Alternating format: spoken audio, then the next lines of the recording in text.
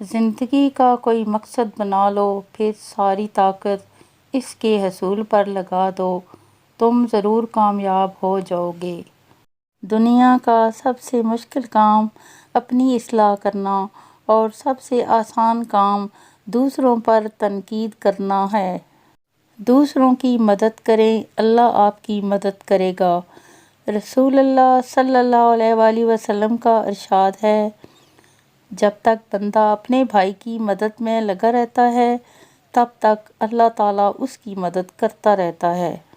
جو شخص بچپن میں تمیز نہیں سیکھتا بڑا ہو کر بھی نہیں سیکھتا۔ حضرت شیخ سعدی رحمۃ اللہ علیہ۔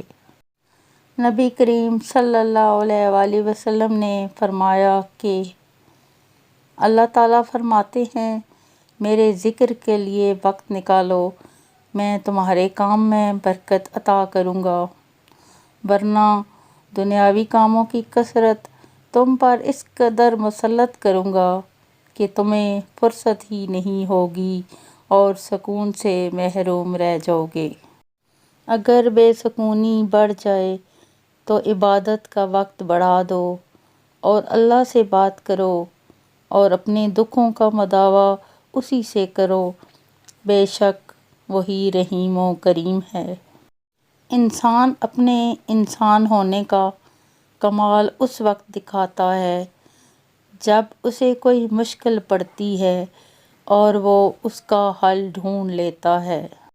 زندگی میں سادگی اپناؤ، جتنی سادہ تمہاری زندگی ہوگی اتنی پریشانیاں کم ہوں گی۔